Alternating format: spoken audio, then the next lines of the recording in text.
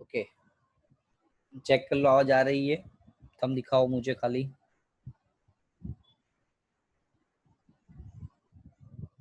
Good.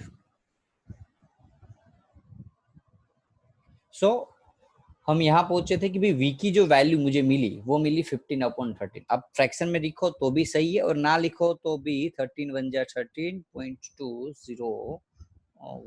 15 1 जा something कुछ ऐसी कुछ आएगी। ओके, तो आप ये भी लिख सकते हो, ये भी लिख सकते हो मीटर के अंदर। तो आपके लिए ये मिल गया position of image. Position of image आपको मिल गई। कहाँ मिलेगी? कॉमन लॉजिक है, जो कन्वेक्स मिरर होता है उसमें जो इमेज होती है कहाँ मिलेगी? Behind the mirror. तो आपका ये फर्स्ट आंसर हो गया। Second, nature. तो बच्चों मैंने ऑलरेडी एक चीज समझाई थी कि इसके अंदर नेचर्स जो होगा वो क्या मिलेगा आपको? Virtual erect. यस वेद बोलो, राइज योर हैंड।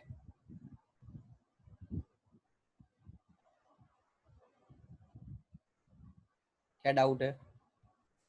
સર તમારો વોઇસ બ્રેક થાય છે કોક વાર. ઓકે, હવે અત્યારે રેગ્યુલર આવે છે? ચેક કરી લો, રેગ્યુલર આવે છે હવે? સર એમ હા. Okay good.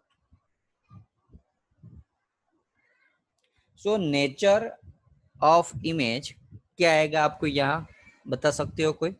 Virtual and erect. मैंने एक चीज समझाई थी, कन्वेक्स मिरर में image, nature of image always virtual and erect ही आएगा। नाउ थर्ड फाइंड करना था आपको, साइज। साइज के लिए मैंने एक चीज बताई थी, क्या? मैग्निफिकेशन। कितना बड़ा है वो तो कैसे पता चलेगा? मैग्निफिकेशन से। अब मेरे पास मैग्निफिकेशन के दो फॉर्मूलाज थे, एक तो h/h मैग्निफिकेशन का और दूसरा था -v/u। देखो यहाँ हाइट तो नहीं दी है लेकिन v और u मेरे पास है, तो वो फॉर्मूला में डाल दूंगा v/u माइनस। नाउ v की वैल्यू हमें 15/13 मिली। 15/13 अपॉन u कितना था बच्चों? u 5, u है 5, 13 नीचे आ जाएगा। अब साइन भी डालनी पड़ेगी, ये तो फॉर्मूला के अंदर से साइन थी, u की पॉजिटिव नेगेटिव और v की पॉजिटिव। तो यहाँ देख सकते हैं नेगेटिव नेगेटिव हो जाएगा पॉजिटिव। v की वैल्यू डाली मैंने, u की वैल्यू साइन के साथ। नाउ कटिंग कर सकते हैं, 5 3 जा 15 तो 3/13।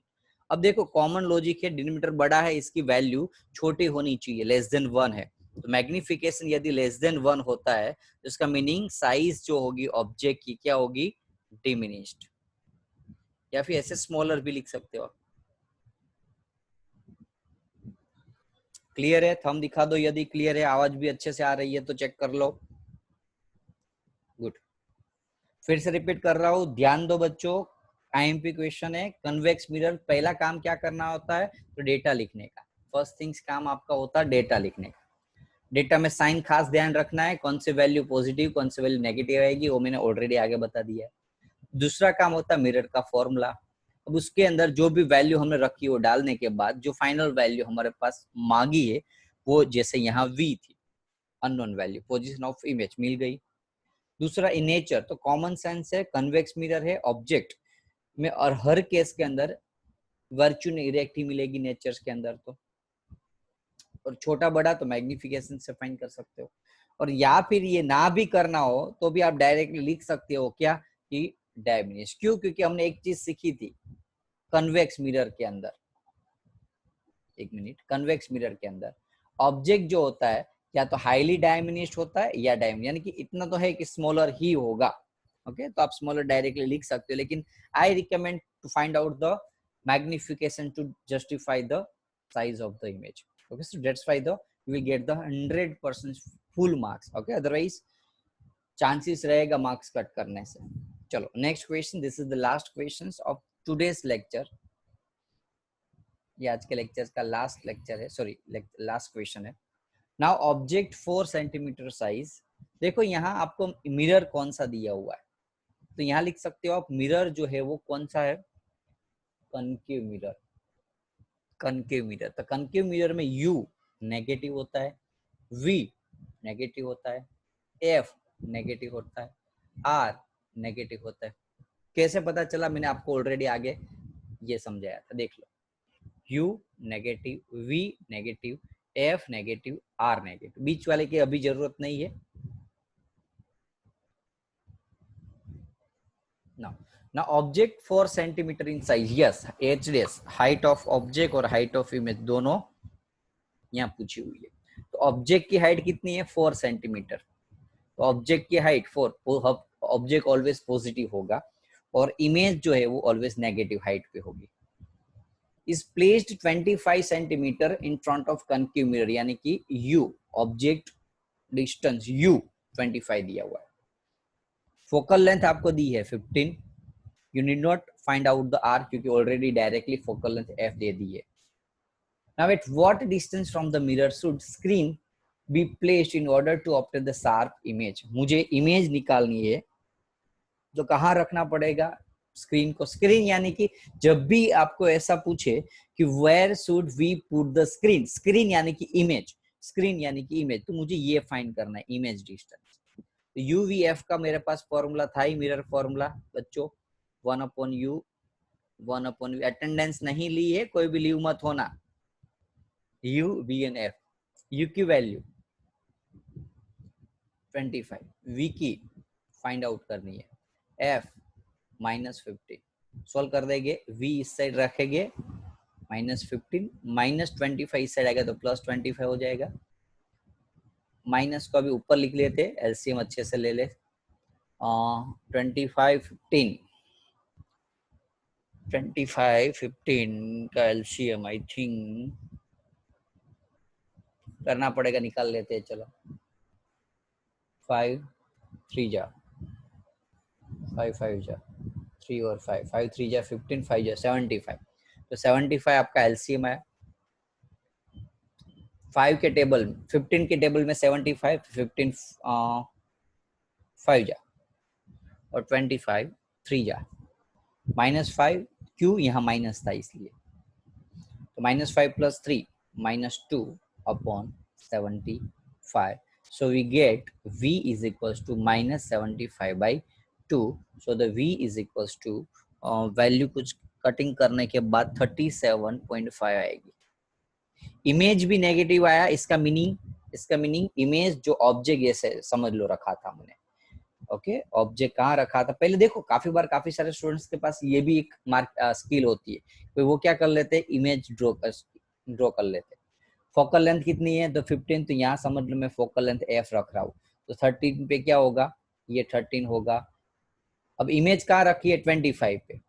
अब इमेज 25 की इसका मीनिंग क्या हुआ कि इमेज सॉरी ऑब्जेक्ट कहाँ रखा है, 25 पे, यानी कि यहाँ हुआ बीच में, क्योंकि ये डिस्टेंस 30 है। ये डिस्टेंस 30 है तो इसका मीनिंग 30 से कम यहाँ रखा हुआ होगा। तो जब ऑब्जेक्ट सी एंड एफ के बीच में होता है तो इमेज कहाँ मिलती है, याद रखो बियॉन्ड सी मिलती थी। यदि हर एक स्टूडेंट्स ने अच्छे से ये डायग्राम ड्रॉ किए होंगे उसको पता चल गया होगा image will be on the beyond C. तो ऐसे भी काफी सारे स्टूडेंट्स ड्रॉ करने को पूछ सकते हैं आपको एग्जाम में, ऐसे इमेज ड्रॉ करने को पूछ सकते हैं, खास ध्यान देना। तो find the nature and size of the image, मुझे फाइंड करना था नेचर एंड साइज। हाँ, नेचर एंड साइज। साइज तो इमेज कहाँ मिली, पहली चीज तो वी की वैल्यू, ओके, तो कहाँ मिलेगी, front of the mirror, front of the mirror. Nature, आपको पता है कि जब इमेज फ्रंट यानी कि लेफ्ट साइड पे मिलती है तो रियल एंड इन्वर्टेड होती है। तो नेचर मिल गया आपको, रियल एंड इन्वर्टेड। चलो नाउ साइज, तो साइज के लिए क्या फाइंड करना पड़ेगा बच्चों, मैग्निफिकेशन। मैग्निफिकेशन के लिए हमारे पास देखो u एंड v है, तो u एंड v का यूज कर सकते हो। साइज ऑफ इमेज भी निकालनी है तो एक तो h फॉर्मूला था h dash upon h, image और ऑब्जेक्ट, दूसरा था v अपॉन u।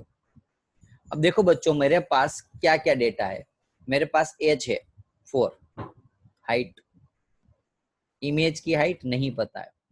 दूसरा v की वैल्यू अभी मुझे मिली, v की वैल्यू कितनी मिली, 37.5।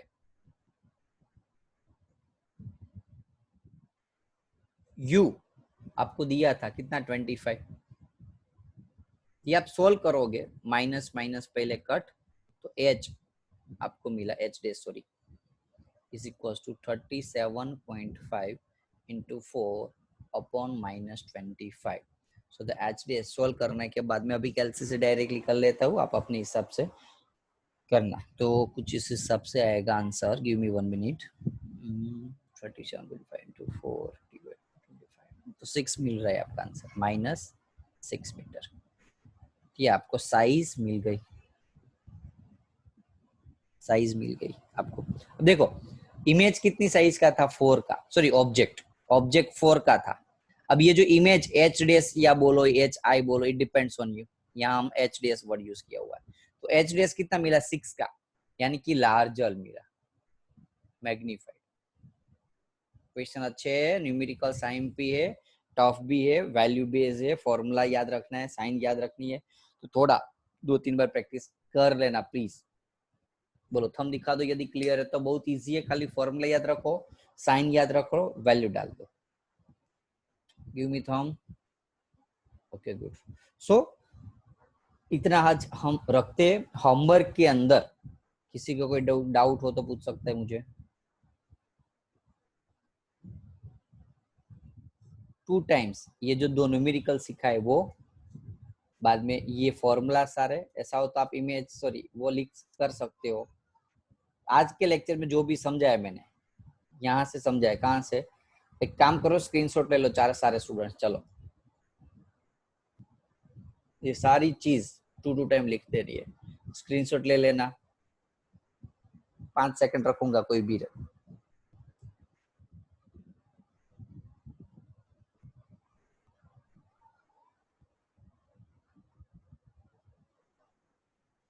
ये लेने की जरूरत नहीं है, यदि किसी के पास स्क्रीनशॉट लेने के लिए टाइम या फिर कोई प्रॉब्लम हो तो दूसरे के पास से मांग लेना है व्हाट्सएप से।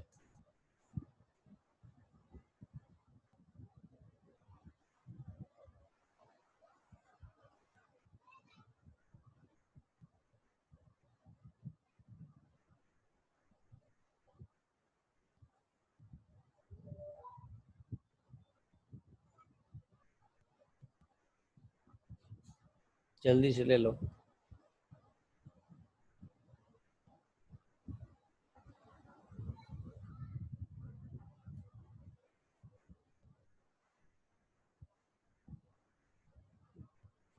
अटेंडेंस नहीं लियो, ध्यान देना, अभी मैं ले रहा हूँ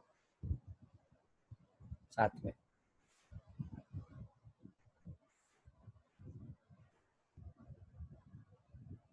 एक मिनट में अटेंडेंस ले रहा हूँ पहले।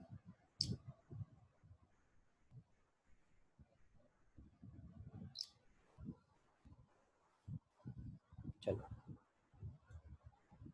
ये तो न्यूमेरिकल है ही टेक्स्ट बुक के अंदर 10.1 एंड 10.2, तो ये लेने की जरूरत नहीं है। क्लियर है? हम दिखा दो यदि क्लियर है तो आज के लेक्चर्स में। Okay good. सो लेक्चर यहाँ खत्म करते हैं। नेक्स्ट संडे से आपकी मेगा टेस्ट स्टार्ट होने वाली है पूरे वीक के लिए, खास ध्यान रखना, उसके ऊपर फोकस रखना है। आज से ही प्रैक्टिस करना स्टार्ट कर देना। जो जो चैप्टर्स लेक्चर्स सॉरी क्लासेस में चले हुए वो सारे चैप्टर के एक साथ मेगा टेस्ट होगी। बोलो क्या डाउट है Shreya? Rise your hand. Okay चलो भूल से हुआ। सो तो लेक्चर हम यहाँ खत्म करते हैं। Okay bye, have a nice day.